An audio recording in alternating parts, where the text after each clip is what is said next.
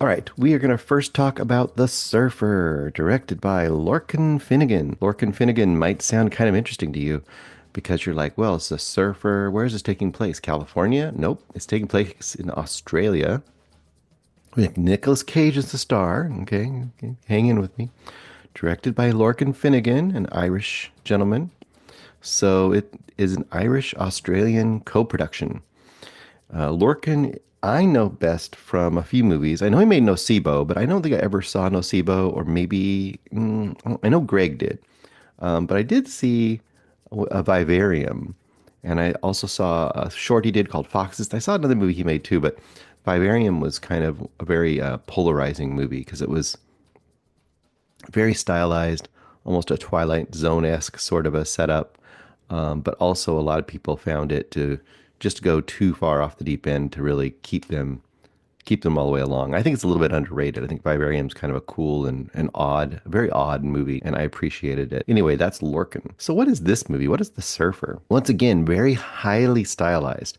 This is very sun-baked, desaturated blues, and I mean, it's not yet saturated in its own way. It's just like it's filtered really strangely. So everything seems to be very, instead of a mid blue sky, it's a very bright blue sky and very, very tans in this movie. I don't know what he does exactly, but there's definitely some interesting filtering going on, or color correction after the fact for this movie. So what you got is you got the surfer, literally called the Surfer, played by Nick Cage. You've also got a bunch of other major characters, but I would say the other main character I wrote down was Scally. I don't know if that's short for Scallywag. Maybe. No, actually, I think it's say what his name is. It's something that is longer version of Scal. Anyway, he's played by Julian McMahon. There's a bunch of other characters, like I said. Basically, you start out this movie, and Nick is kind of a harried businessman. He's splitting from his wife. He's got a pretty grown-up kid. His kid looks like he's maybe late teens, early 20s, and they're driving down the coast because he wants to show him this childhood cliffside home in Australia that, businessman Cage is going to buy back. He's going to buy it back and kind of regain his childhood of just free and easy surfing where he lived with his dad there on the shore. So Cage's plan is he's on the phone all the time and he's making deals, and his plan is to go out there with his kid, surf on the beach, and when they're out there surfing, he's going to look back over at the house and he's going to tell his kid, I just bought that house. And that's going to be his like perfect picture postcard family father-son moment. That's kind of the setup for him getting there. They pull into the little parking lot, like you go to any kind of like a beach or a park. They have a little parking lot, and then you walk off the parking lot into like a little trail that leads down to the beach. And he's doing that. He gets down towards the beach and he's stopped immediately. It's like a bunch of surfer type of dudes are down there roughhousing. And what does the guy say? I wrote it down. You don't live here, you don't surf here. That's what they meet him with, like bullies, like schoolyard bullies, like a bully from, A Christmas Story or something. Very cartoonish, but they're there and they're stopping him on the beach, and there's just no turning around. Scally comes over, and he's kind of like the older surfer dude that seems to be sort of their mentor, their leader of all these like younger, you know, late teen, early 20s age kids that are all roughhousing on the beach, like they own the beach. They're a beach gang, basically. And I think they even call them Bay Boys. They call them Bay Boys. And they tell them a couple times, and then, Scally comes over and says, "Hey, man, we don't want to have trouble here. This is not your place. This is not for you. Turn around and head on back. Maybe one day, on one time it was yours, but it's not yours anymore." And that's the basic, conflict, right? So he heads back up the beach. And in the middle of this, like I said, stylistically, the way it looks is very unique, but also it uses kind of these very 70s-ish, whip pans and whip zooms and stuff. Things that just kind of make you feel like you're in a heightened, like non-reality. Like, first of all, are there these roving surfer gangs in the, present day?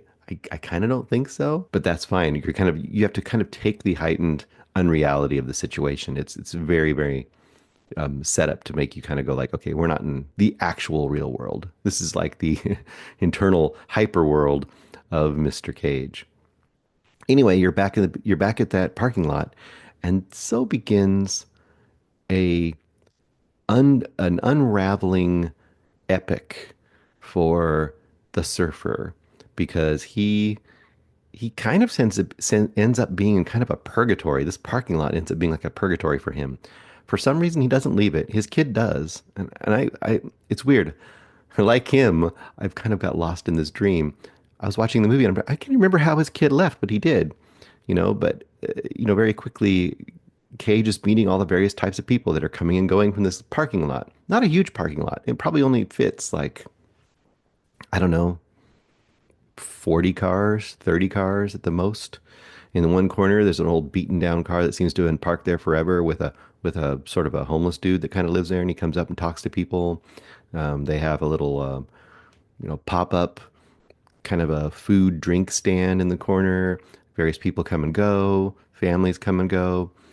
Weirdly, like Cage is kind of stuck there, and you're like, why is Cage stuck here? And he's trying to make the deal, and he's trying to figure out what's going on.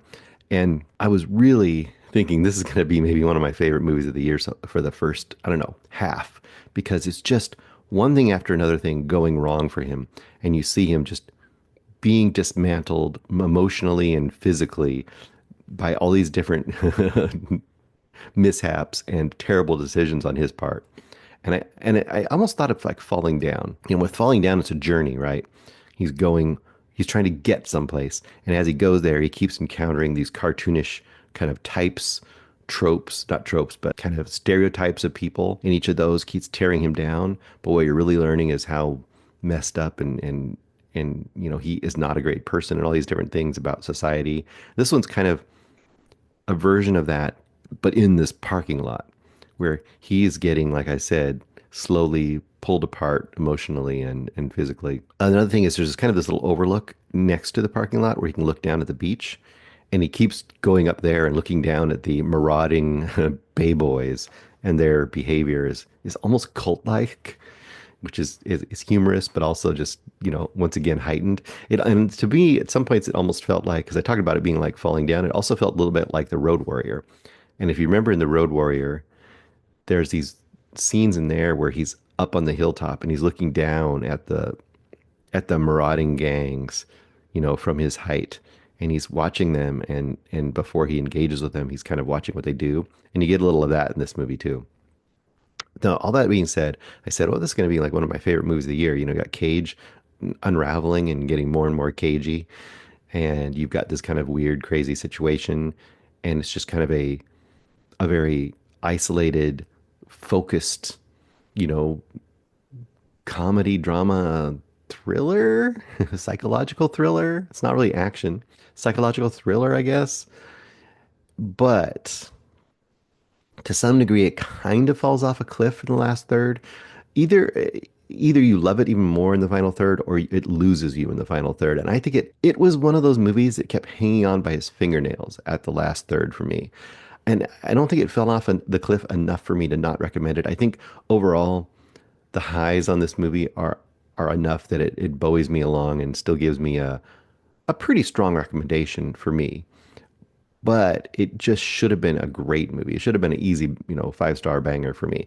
And it definitely did not get there because that last third. I probably have to get into some spoilers to really say why, but I'm not going to do that till after the end of my little segment here. So when I get to the end, I'll throw on some spoilers, and Greg may, 2 years from now, let you hear it. He's been doing that lately. He's been resurrecting all of his spoilers that we've done for various shows and movies from years ago for people to read and listen to and all that stuff. Anyway, what's my final come down on this? I would say, well, I can give you a non-spoiler version of what I don't like about the ending. Sometimes in these kind of movies, you get in this quandary of it's one of those, did it happen or is it all in their head kind of a thing? And I think there's a couple different readings of this movie which might make you think it's the latter of that, which I can enjoy, but also it can really be a writer cop out. Like when a writer puts themselves in a situation where they've written themselves in a corner and they can't figure out how to get out of it. They either do it's all a dream, or oh, it was all in his head, or it's, it's an eternal, fantasy or something like that. That kind of outcome, especially for a movie like this, I think is less fun than letting it just be a crazy reality that a person just is found themselves in, and you have to like follow them as a genuine event in their lives in this world. I tend to like that version to be more interesting to me. How do I rate this thing? Because I loved the first two-thirds of it, and I didn't like the last third of it very much. Although I could be turned on that maybe with a second viewing. I think I'll go, if the last third is 3 stars and the first two-thirds is 5 stars, I'll probably go 4 stars on this. And I think some people are going to really be turned off by this. So you have to be in for a Cage. You have to be into weirdness. You have to be into this really unreal universe. I think the people who like that could really go with this and enjoy it quite a bit. So I'm going to go 4 stars on this movie. Hey guys, thanks so much for watching this video. For more movie and television reviews and interviews, please subscribe to my Deepest Dream channel. Like, comment, share, subscribe. And as always, thanks so much for your support. Take care.